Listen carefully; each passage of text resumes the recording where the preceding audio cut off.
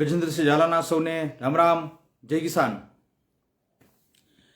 આજે ચર્ચા કરીશું કે ખેડૂતો પાસે જે એક બ્રહ્માસ્ત્ર છે એનો ઉપયોગ ખેડૂતો કરશે। હા, તમે સાચું સાંભળી રહ્યા છો કે ખેડૂતો પાસે એક ખૂબ મોટું બ્રહ્માસ્ત્ર છે જે કદાચ ખેડૂતોને ખબર નથી। આજે એની વાત કરવી છે અને આ બ્રહ્માસ્ત્ર એવું છે કે એકવાર જો ખેડૂતો આ બ્રહ્માસ્ત્રનો ઉપયોગ કરશે ને ખેડૂતો બ્રહ્માસ્ત્ર છોડશે તો બધાના છક્કા છૂટી જવાના છે। આ બ્રહ્માસ્ત્રને કોઈ રોકી શકવાનું નથી। તો વધુમાં વધુ આપણા ખેડૂત ભાઈઓ સુધી આપણો આ વિડીયો શેર કરો અને તમામ ખેડૂતોને કહો કે એની પાસે કયું બ્રહ્માસ્ત્ર છે। આજે ચૂંટણી ડિક્લેર થઈ, તાલુકા પંચાયત જિલ્લા પંચાયતની ચૂંટણી આ મહિનાના એન્ડમાં આવે છે અને આજે જાહેરાત થઈ છે।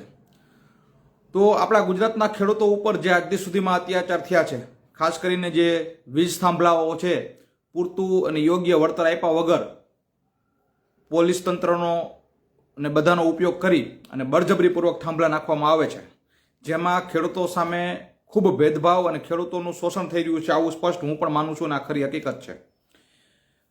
આ પછી તમને પૂરતું યુરિયા ન મળતું હોય, યુરિયા માટે લાઇનમાં ઊભું રહેવું પડતું હોય, આ બધી તમને તકલીફ થતી હોય, હેરાનગતિ થતી હોય।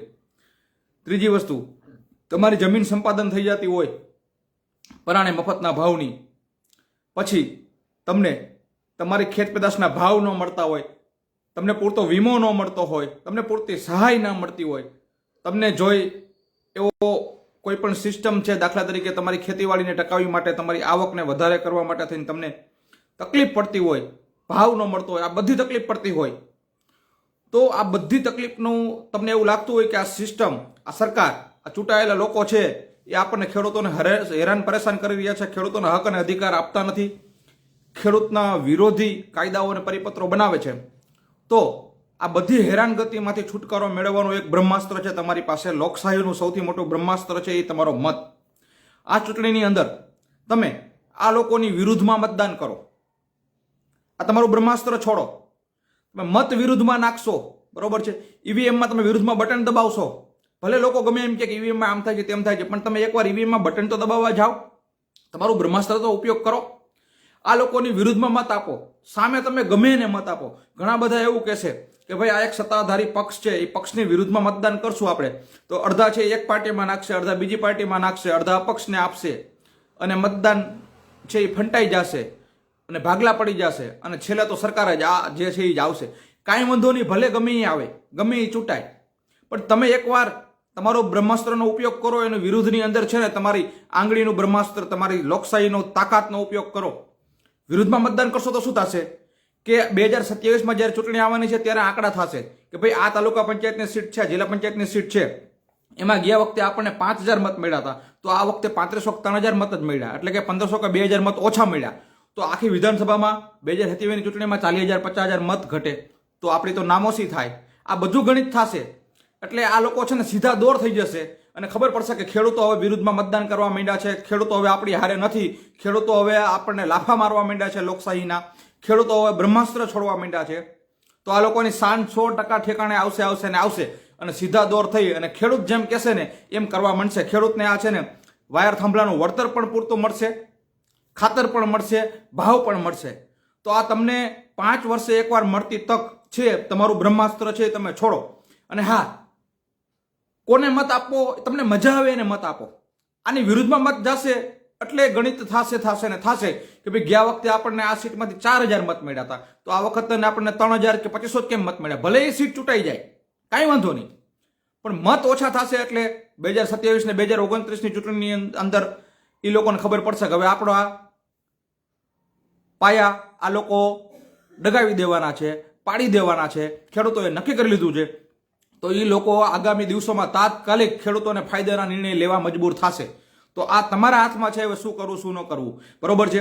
તમારે તમારું બ્રહ્માસ્ત્ર છોડવું છે કે નથી છોડવું। જો કુદરત, ભગવાન અને લોકશાહી બધોય તમારી સાથે છે, તમને સાથ સહકાર આપે છે। ગીતામાં ભગવાન કૃષ્ણએ કીધું છે અર્જુનને કે બાણ તો તારે જ ચલાવવું પડશે, હું તારી સાથે છું એમ। ભગવાન આપણી સાથે છે, ભગવાને આપણને તક આપી છે, પણ તીર બ્રહ્માસ્ત્ર તો આપણે જ છોડવા જવું પડશે। અચૂક મતદાન કરો અને ખેડૂતો તમે આ તમારો બ્રહ્માસ્ત્રનો ઉપયોગ કરો। બીજી વસ્તુ, કદાચ તમને એવું લાગતું હોય કે નરેન્દ્ર મોદી સાહેબે ગૌચર ખૂબ સારા કરી દીધા છે, આપણી ગાય માતાની ખૂબ સેવા કરી છે નરેન્દ્ર મોદી સાહેબે.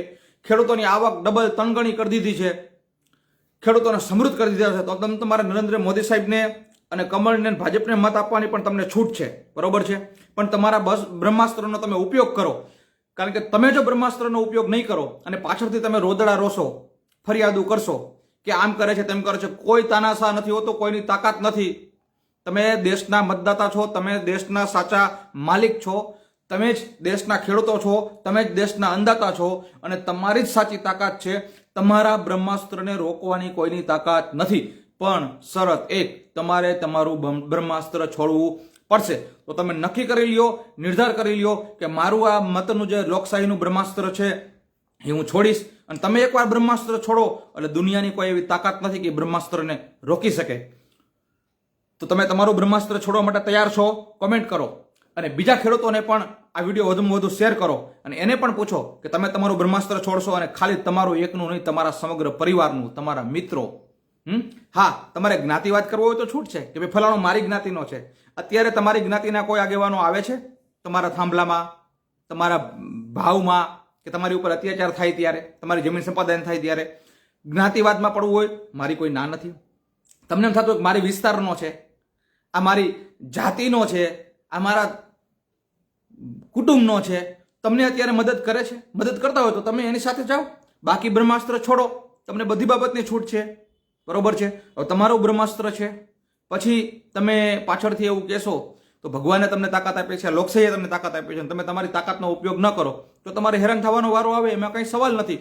કોઈ પણ સરકાર હોય, કોઈ પણ ગમે એટલા મોટા લીડરો થઈ ગયા હોય, ગમે એટલી મજબૂત પક્ષ હોય, પણ એ મજબૂત શું કામ છે? તમારા કારણે.